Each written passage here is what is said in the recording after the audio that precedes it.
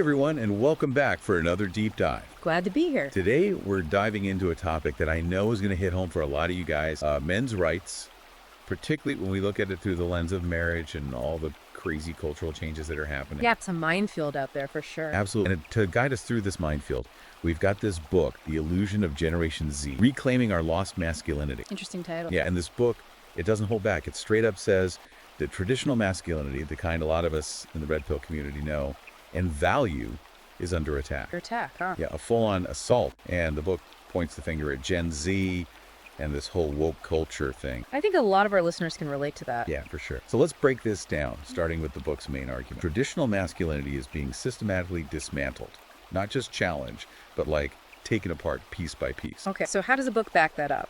Well, they use some pretty interesting examples. Remember the first Iron Man movie? Tony Stark was like this total alpha male, right? Rash, unapologetic. Yeah, I remember that. But then you fast forward to Avengers, Endgame, and he's breaking down needing comfort, almost fragile. Huh, interesting. The author says this isn't just a random thing. It's like a sign of a bigger trend. Makes you wonder if even superheroes are allowed to be manly anymore. Right. And it's not just movies. This is happening everywhere. How we raise our sons, what's expected of men in relationships, even how masculinity is shown in ads. You know, that reminds me of something we talk about a lot in the red pill community, these covert contracts and relationships. If society is telling men they can't be those traditional providers, protectors, what happens to those unspoken agreements between men and women? That's a really good point. And the book doesn't directly talk about covert contracts, but its analysis of these changing gender roles definitely gives us a new way to look at how those contracts are being messed with and becoming unbalanced. Makes sense. Now, another big thing that the book tackles is the decline of religion. It says that as younger generations, especially Gen Z, move away from traditional faiths, that framework for masculinity that religion provided is disappearing. Interesting. So it's not necessarily saying we all need to go back to church or anything. It's more like recognizing that religion played a big role in defining what it meant to be a man, for better or worse. Exactly. And with that influence fading, there's this void, Yeah. a lack of clear guidelines. And what fills that void? According to the book, woke culture. Ah, here we go. Yeah, and the book doesn't just describe woke culture, it tries to trace its roots back to get this Marxist and communist ideology. Hold on. Marxism and communism, that sounds a bit out there. Are we talking about some crazy conspiracy theory here? Not exactly. The author isn't saying there's this secret group of communists trying to take over America. It's more nuanced than that. Yeah. He thinks that the basic ideas of Marxism, especially the focus on class struggle and systemic oppression, have been rebranded and repackaged as woke culture. So instead of workers versus capitalists, it's now like men versus the feminist controlled system or something. That's basically it. He points to terms like systemic oppression and intersectionality, which, to be fair, are complex and often misused. The author argues that while these terms might have come from legitimate academic discussions, they've been weaponized by woke culture to create this narrative of perpetual victimhood and to demonize traditional power structures. So it's like they're taking these academic ideas and twisting them to fit their agenda. Exactly. And he says this woke culture isn't just floating around in the ether, it's being actively promoted and enforced by institutions like the media, education, even our legal system. So give me some examples. How is it actually playing out? Well, he points to things like California schools assigning students to make posters about the supposed benefits of communism, or history textbooks that kind of gloss over the horrible things that happened under communist regimes. Wow, that's pretty disturbing. Yeah, he sees it as a deliberate attempt to rewrite history and indoctrinate younger generations. So it's like on one side, you've got traditional masculinity based on personal responsibility, hard work, and clear roles. And on the other side, you've got woke culture, which he sees as coming from Marxist ideology focused on collectivism, victimhood, and dismantling traditional power structure. Exactly. And stuck in the middle is a whole generation caught in this crossfire. Sounds like a recipe for disaster. Yeah, and that sets the stage for how the book looks at how woke culture uses social media to push its agenda, turning it into what the author calls an echo chamber of wokeness. Social media, yeah, that's a whole other can of worms. And I know a lot of us in the red pill community have seen how it can be used to shut down anyone who disagrees and just reinforce a very specific worldview. Right. And the author says that social media algorithms, those things that are designed to show you content, you'll like actually end up creating these echo chambers where you're only exposed to the same ideas and opinions over and over again, just strengthening what you already believe. So if you're already leaning towards woke ideology, social media just makes you even more woke. Exactly. Yeah, it's like this dangerous feedback loop. He argues that it stops you from seeing different perspectives, stifles critical thinking,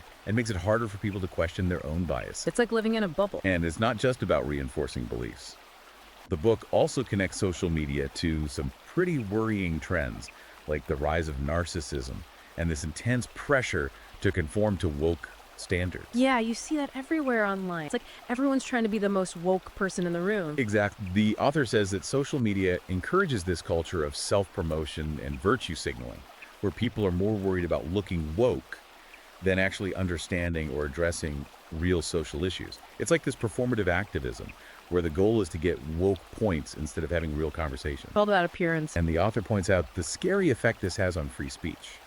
People are afraid to say anything that might be seen as unwoke because they're worried about being publicly shamed, ostracized, or even canceled. That's something I think a lot of people in the Red Pill community have experienced firsthand. It's like this constant pressure to stay silent, even when you see something that's clearly wrong. And this fear of being canceled, the author says, is killing open dialogue and critical thinking. It's creating a culture of conformity where people are afraid to go against the accepted narrative, even if it means going against their own values and beliefs. So basically he's saying social media is like this giant amplifier for woke culture. It's reinforcing those beliefs, promoting narcissism and virtue signaling, and silencing anyone who dares to question the narrative. Exactly. Right. And that's where we start to see the impact on men's lives, especially when it comes to emasculation. Right.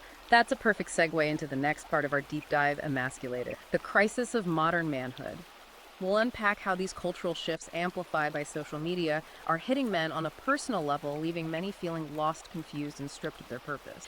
You know, it's fascinating how the book connects all this back to emasculation. And it's not just about feeling less manly. That also goes deep into like the psychological effects, arguing that it creates this deep sense of worthlessness and inadequacy in men. And this isn't just some abstract concept, right? This has real consequences for men, especially in their relationships. Absolutely. I mean, how can a man really step up as a leader, as a provider, if he's constantly being told those qualities are toxic? You hit the nail on the head. It's like society is setting men up to fail. Yeah. On one hand, they're told that traditional masculinity is bad, oppressive, outdated. Right. But then on the other hand, a lot of women still want those qualities in a partner. Exactly. The strength, the decisiveness, the ability to protect and provide. It's like a recipe for disaster. This clash of expectations, this unspoken conflict between what society wants men to be and what many women still desire. Yeah. It creates this breeding ground for resentment and frustration in relationships. And it all ties back to those covert contracts we were talking about earlier. Right. When men are told they can't be those traditional figures,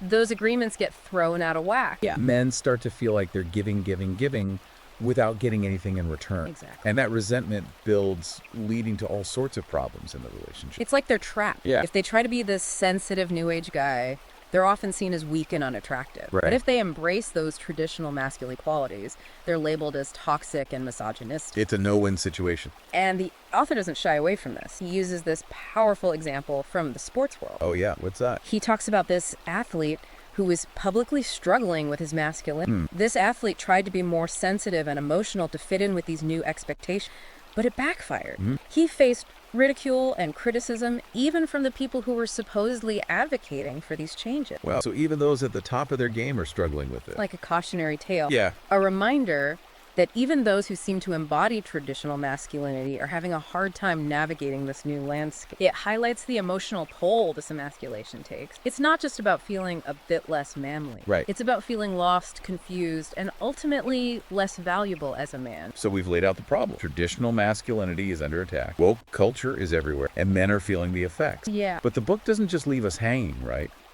It offers some solutions, a path forward. Absolutely. For men who are feeling lost and disillusioned. The author doesn't just diagnose the problem, he prescribes some powerful antidotes. Okay, so what's the first step on this path to reclaiming masculinity? Well, he starts with personal responsibility. Yeah. He urges men to stop blaming outside forces for their problems and take ownership of their lives. Just that classic red pill idea, right? Exactly. Swallowing the red pill, waking up to reality, and taking control. It's about stepping out of the victim mentality and realizing you have the power to choose your responses, to shape your destiny no matter what challenges you face. And for a lot of men, that starts with understanding those covert contracts that they've gotten into often without even realizing it, and renegotiating those agreements. That's huge. That's something that really resonates with our audience. Yeah. A lot of guys in the red pill community are waking up to these unspoken contracts in their relationship, realizing they've been playing by a set of rules they never agreed to. And the author's focus on personal responsibility gives them a way to address that. Right. It's about taking a hard look at the dynamics in your relationship, figuring out those unspoken agreements, and having those tough conversations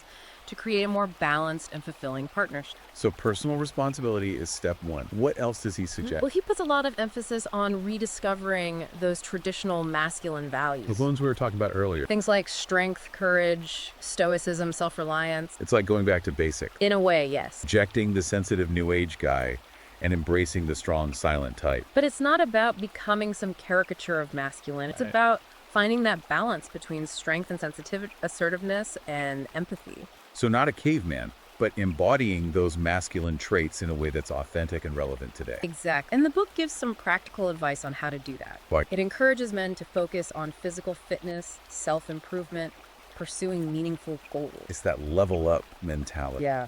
It's so big in the red pill community. Constantly striving to improve yourself physically, mentally, emotionally. He's saying that by investing in yourself, becoming the best version of yourself, you naturally exude confidence and attract respect. And that can change the dynamics in your relationship, Absolutely. allowing you to show up in a more authentic and empowered way. It's about taking control of your life, your destiny, your masculinity, and not letting society tell you who you should be. And that leads into the author's next point, finding your purpose. Right. He says men need something bigger than themselves to strive for. A mission that gives their life meaning and direction. Exactly. Especially in today's world where traditional roles are blurred and society isn't giving men a clear path. It's like they're told to figure it out on their own, but without any guidance. That's why this idea of finding your purpose is so important. Yeah. He argues it's the antidote to emasculation. It's about figuring out what truly drives you, what makes you feel alive, and going after that with passion and dedication. So it's not about waiting for society to hand you a purpose. It's about taking ownership,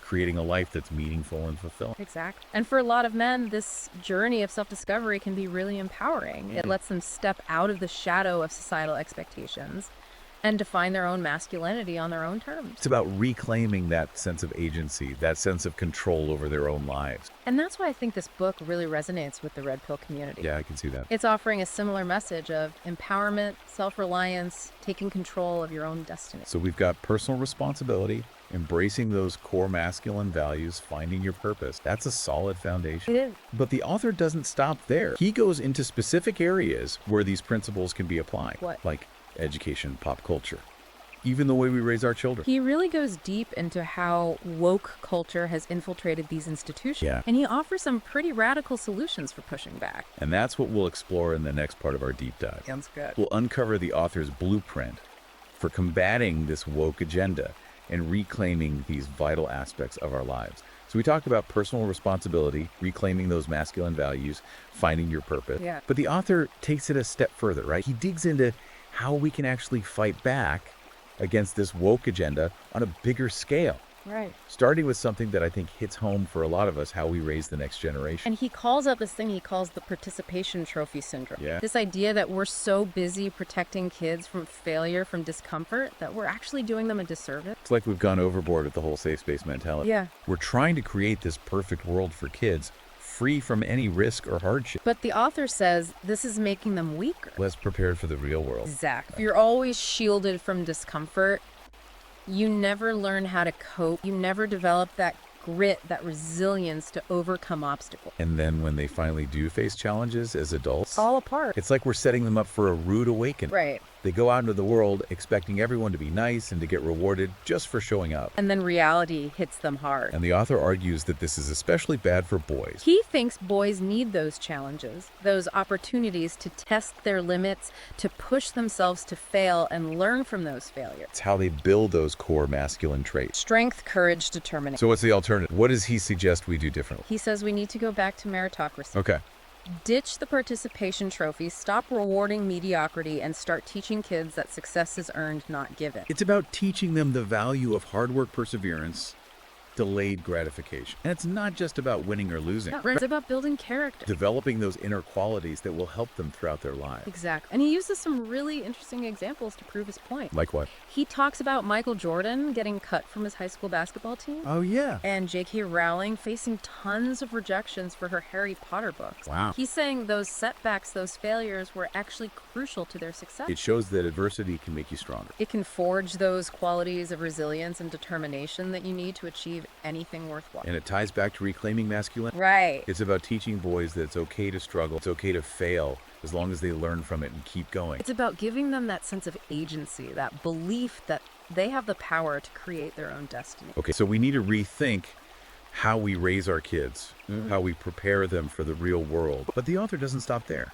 He also criticizes the education system, saying it's become a breeding ground for woke ideology. Yeah, he's particularly worried about what he sees as too much focus on social justice issues. Often at the expense of basic academic subjects. He says schools are spending more time indoctrinating kids with progressive ideologies than teaching them critical thinking skills or preparing them for jobs. And he gives some pretty disturbing examples. Like those California schools teaching about the supposed benefits of communism. It's like they're trying to rewrite history to make these failed ideologies seem progressive and beneficial. And the author sees this as really dangerous. He says it's creating a generation of young people who can't think critically, who can't tell fact from fiction, and who are easily manipulated. It's like they're being trained to just accept whatever authority figures tell them. Their teachers, the media, those social media influencers pushing these woke agenda. And the author's solution is to go back to traditional education. Focus on the basics. Critical thinking skills,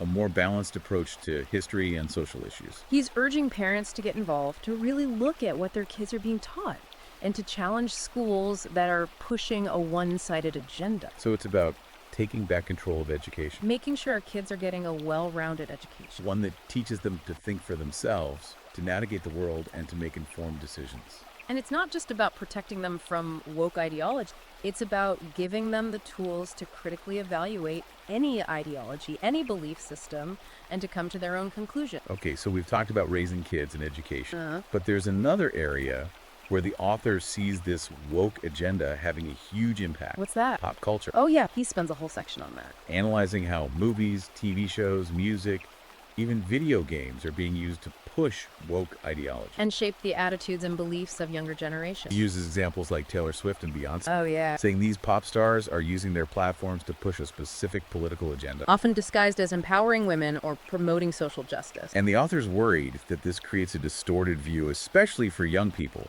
who are still figuring out their own values. It's like they're constantly bombarded with messages that reinforce a specific worldview. And that often demonizes traditional masculinity and promotes a victimhood mentality. And it goes back to that idea of social media as an echo chamber of wokeness. Yeah. It's like these celebrities and influencers are using their platforms to create this feedback loop, where their woke pronouncements are amplified and validated by millions of followers. creating this illusion that their perspective is the only right one. And the author's solution isn't to censor or boycott these artists. No. He's advocating for media literacy. Teaching people, especially young people, the skills to analyze these messages, to break down the narratives, and to form their own opinion. It's about being an active consumer of media. Not just passively absorbing whatever's thrown at you. It's about understanding that everything you see, hear, and read has an agenda, a bias, a perspective. And it's your job to figure that out, to filter the information, and to come to your own conclusion. Okay, so we've covered a lot in this deep dive. We've explored the author's argument that traditional masculinity is under attack, That woke culture is behind it.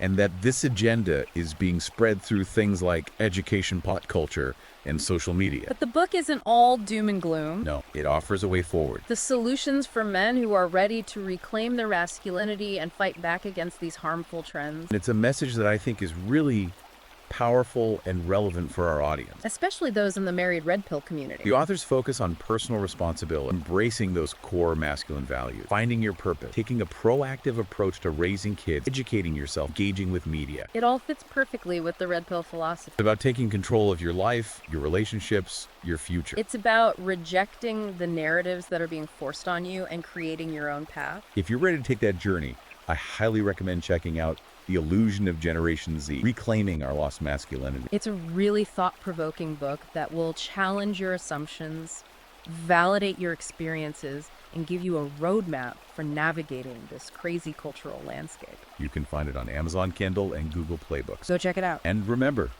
you're not alone in this. There's a whole community of men out there, including those in the Married Red Pill subreddit, who are waking up to these issues and taking action. Keep the conversation going, support each other, and never stop fighting for what you believe in.